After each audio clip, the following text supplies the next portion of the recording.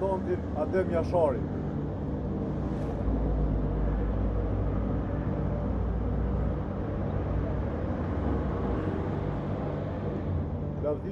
Lavdi.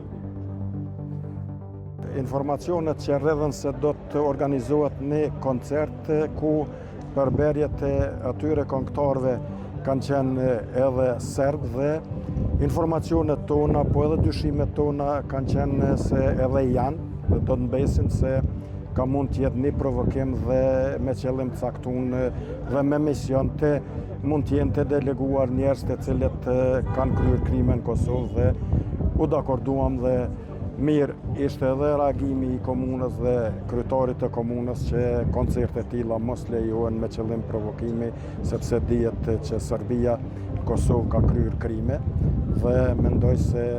Serbia ka detyra dhe obligime ndaj Kosovës se spari t'i kthejë të pagjeturit një mjesa që ende nuk dihet për fatin e tyre. Kemi menduar dhe mendojmë që Kosova nuk ka nevojë për provokimet e tilla dhe bashkarisht edhe si organizata, po edhe si institucion në nivel komunës, bashkarisht me kryetarin dhe me stafin e tij, u dakorduam që koncertet e tilla me qëllim provokimit mos mbahen. Jo këtu, po askund në Kosovë, sepse dihet se çfarë ka ndodhur në luftën e ushtrisë shqiptare të Kosovës dhe ata që vinë gjejën e saj të kulturës mund të jenë edhe njerëz që kanë bërë dhe kanë kryer krime në Kosovë.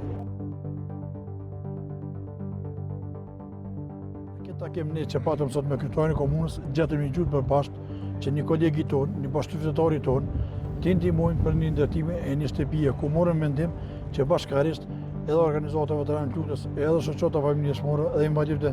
do të jemi pjesë e atij ndërtimit të asaj shtëpie, ku ne shpresojmë që ne këtë ndihmë na bashkangjiten edhe donatorë të ndryshëm për ndërtimin e këtij shoqi tonë t'ia bëjmë një shtëpi banimi që ky dimën që do të vjen të agjenë në shtëpinë e re. Një koncert i cili është paralajmëruar që të mbahet pikërisht me datën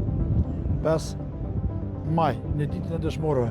Edhe për ne ky ka qenë një provokim shumë i madh për dëshmorët dhe invalidët dhe veteranët e ushtrisë shqiptare të Kosovës. Ne si jemi kundër koncertit, ne si jemi kulturës, kultura bashkon kombet, koncertet bashkojnë qytetarët dhe njerëzit. Ne dëshirojmë që koncerti të ishte i mirëfillt, tamam të mbahet për ditë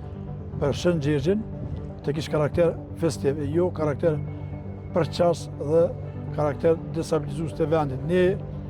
komunën e Sharit, e dim që është komunë multietnike, është një komunë që këtu bashkëjetojnë njerëzit të mirëfillt të gjitha kombeve, sidomos shqiptarët, bosnjakët dhe goranët, që unë i uroj për këtë bashkëpunim që kanë kaq mirë qytetarët të mes veti, dhe të bie prej një koncerti apo një njeriu i cili ka dashur të organizojë këtë koncert dhe të përçojë këta qytetarët. Ne nuk lejuam dhe nuk do të lejojmë koncerte përçuese që çojnë mesazhe të këqija për këtë vend. Ne jemi të bashkojmë kombet, jemi të festojmë bashkarisht dhe nuk jemi ne ata të të përçojmë. Dhe ne gjetëm mbështetje për kryetarit që na përkrahej, na mbështeti që ky koncert të anulohet dhe ky koncert mos jetë koncert përçues ndaj kombeve që jetojnë në Sharr. Unë edhe njerë falenderoj kryetarin, falenderoj kryetarin e veteranëve, kryetarin e komunës që na mbështeten, po edhe ne njëkohësisht në anas jetës e mbështetëm kryetarin e komunës me angazhimin e tij që bën për veteranët, invalidët dhe familjet e dëshmorëve. Unë du ta për një falënderim të veçantë për juve si televizion, si radio e Sharrit, që edhe ju jeni të interesuar pikërisht që kjo datë të jetë një datë e bashkimit, jo një datë që mund t'i përçojë qytetarët e këtij vendi. Faleminderit shumë edhe për juve që ju keni gjetë kohën ta përcjellni neve këto momente, të jeni me neve gjithmonë dhe të jeni në bashkëpunim me neve. Faleminderit shumë, mediat e kanë derën e hapur. Vizitë te kryetari i komunës së Dragashit